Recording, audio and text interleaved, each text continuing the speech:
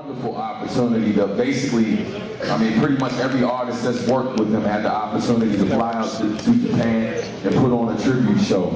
It was easily the most amazing event I had ever been a part of. You know, I'm almost at a loss for words even trying to just remember how beautiful the event was. And all I kept saying was, you know, a lot of y'all like me, love the music he made, love him, you know, as a person, whatever it may have been. And basically I thought it would have been beautiful just to bring it here. You know what I mean? Bring it here to the States, because we got a lot of fans here. Every time I travel all around this great country, I meet people who knew about him and found out about my music because of him. So I felt it was only right that, you know, we bring it to my home sweet home, my hometown, where I got my start, where I grew up rhyming, you know, the beautiful state of Maryland. So I appreciate y'all. I appreciate DMV. I appreciate all of y'all that came from all around the country. We got people, I've met people tonight who are from Connecticut, people who are from New York, people who come from Miami, and, you know, different places like that. People came from Canada. Man, Baltimore, I see you, Baltimore, you know, I'm from PG, but Beatmore's my home now, you know. Hey, oh yeah, we got Japan up in here. We also got some folks from Seattle. We got Portland, Oregon in here. People came out, man. I really appreciate y'all for that. We're gonna talk a little bit before we get started. I got a couple of quick things to do. First, shout out to our sponsors. Shout out to Funimation. Ketchup. Yeah, shout out. Yeah. Shout out to Ketchup, like I just said, who, you know, put it on his feet. I definitely give big love for the people who let us in here. Shout out to Bobby McKees. Yes. For those of you who, hey man, y'all, hold on, let's try that again. Shout out to Bobby McKees for letting us in here. We could have did this at a very different location, you feel me? And we've been up in here, balled up, you know, in an elbow in somebody's eye, you know, foot on somebody else's foot. But we got a little space to breathe. We're gonna have a beautiful celebration. It's a classy joint. My man Jim was a classy dude. Pace, we can agree on that. Jim was a classy dude, right? Yes, he was. So, you know, we had to do something official for the brother, man. And also shout out to Fine Magazine. Shout out all the artists. Shout out Emancipator. Shout out to the people who helped me I did not do this by myself. There's no way on God's green earth that I could have did this by myself. Shout out to the General Store who helped me put this together. And also shout out to Pop Show Japan. These people have invested a lot of time and energy into bringing you this awesome show that we're going to have for you tonight. You give me some background music, something, something, you know what I'm saying? You know, can't be on my superhero shit without theme music, you feel me? You know? And I'm gonna just say a couple quick things, man. We'll get started. You're not getting on that. Oh yeah, you got. I'm about to interview you. I'm about to grill you, man. It's not about you tonight, even though everybody loves you. It isn't. Everybody loves you. And tell him that to his face. Everybody loves Substantial, right? Yeah. Yeah, but it's not about you. Right. Yeah, thank you.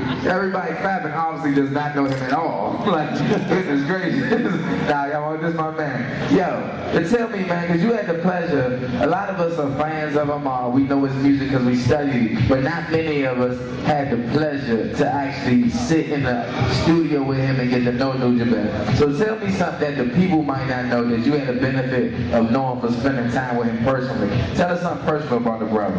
I think Pace a co-sign on this too.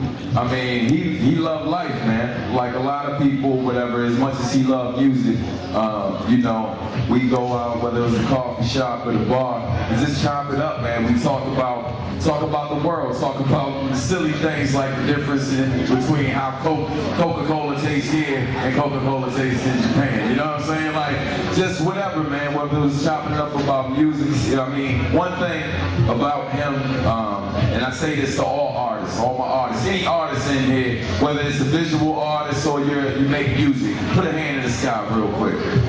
See what I'm saying? Let me tell you something. One thing about Jim, one thing about Jim, he was a music fan first, man. He was a music fan first. A lot of stuff that you heard tonight that he sampled, like, I mean, some of those samples were so deep in the record. Like, a person who's not a real fan of this isn't gonna work that hard or whatever, you know what I mean? And like his library of music was ridiculous. I probably remember, hey Pace, remember his old crib where he had like the bedroom and it was like the towers of vinyl just going all the way through. Like you go in the room and it looked like a library, dog. And they were like I mean, they were like this tall, and it was wax from the floor all the way to the ceiling, all the way through the room. You know what I mean? You know what I'm saying? Don't leave me hanging. I feel you. I'm here. I got your back. Thank you. Yeah. Also, man, I remember, you know, I knew you since you had them startup dreads. When you just used to go get your hair First time. Like, The first time. Yeah. Before you got your heart broken, cutting the joints off. Man. Right. He was heartbroken, like, I want to cut my hair. She broke up with me. Shut it's up. Okay. It's okay. This is why you don't let your brother host the things. But nah, I remember when you went to Japan, man, and when you was over there, we had an opportunity community. I'm talking about your first trip. You was still baby staying with the poster, you know what I mean? So you was telling us, like, we was straight hip hop. You remember we used to do that boom bap original, we tried to do the Wu-Tang, Eminem style. We used to do all that. But when you went to Japan, your style slowed down, became more jazzy. You be like, yo, True, man, you got me doing stuff. I spit something, they be like, nah, man, spit it softer. I'll spit it like this. And at first, when you were young, you was like actually like almost pushing against it. But tell me, what did he get a chance to teach you about development of your style, and what do you attribute to him as your growth in hip hop? The main thing, I came up as a battle MC first and foremost. A lot of y'all know me for like more thought-provoking music, but like I was just about tearing people's heads off when I first started rhyming. You know what I mean? Being in the party, trying to make other rappers look bad. And basically, the type of music he would give me, it was deeper than that. Anybody who listens to John's music, you know that there's a little more there. He had some hard joints. I was playing Marcus D, like 11 tracks that we had that were unreleased today. He actually played one of them for y'all. And basically, he had hard music too, but he was really just about, man, look, you know, let's incorporate things in this that haven't really been done. And I think that's why eventually he started to move away from just doing straight hip hop tracks. He eventually started doing, you know, longer instrumental tracks like this one you hear. And yeah, man, I just learned I learned to think different. You know what I mean? Yeah, write some songs about trees. But it's some stances fans who recognize that punch. Hey, Write a song about the grass. Right. Write a song about the sun right now. Right, you know, and like just the concept of urban forest, you know what I mean? Like he used to deal with me about this concept he was having. Just, you know, just combining the city feel with something more natural, man. Like taking this urban sound and making it feel more natural, more beautiful, you know what I mean? And that's what I learned from him. my man, thank you, man. Appreciate you allowing me to ask some questions. I got some more for you a little later, because we want to know about Nujabes. Please get Emancipator and Face Rock too. Yes. Oh, I'm a proud of it. All right. As much as this is beautiful, all beauty comes with a little bit of hardship too. Yes. So I got 3 things to tell you, you know what I mean, that we've been promoting or whatever, and we did our best to keep our word, but sometimes the powers that be make that extremely difficult. Number 1, as you might have noticed already, you probably haven't seen any Hideout Production CDs. Well, you can blame Border Patrol for that. All right. Hopefully, because I've talked to Takumi this morning, hopefully or whatever, things will clear up and they'll arrive tomorrow. I'm praying on that. And then if that's the case, for those of you who are going to CapsuleCon, we will have a booth up in there in Pop Show Japan. They got a table set up. What's it called? Otaku USA or something different? Tamara, get the mic from Pace. Get the mic from Pace. This is DJ Asuraku, Pop Show Japan. Clap it up here. Thanks. The Tamar Entertainment, I honestly don't know where our table is because I've been here all day long, but you can also look for Yuma Ayakawa. She's right here. As you all know, she's also a guest at CapsuleCon. Yeah. She doesn't have enough for you. Together, but you know, yeah, we got a celebrity in the house. So come over here over there and wave to the people. There you go. It's cool. You come back. That's right. It's waiting for you. There you go.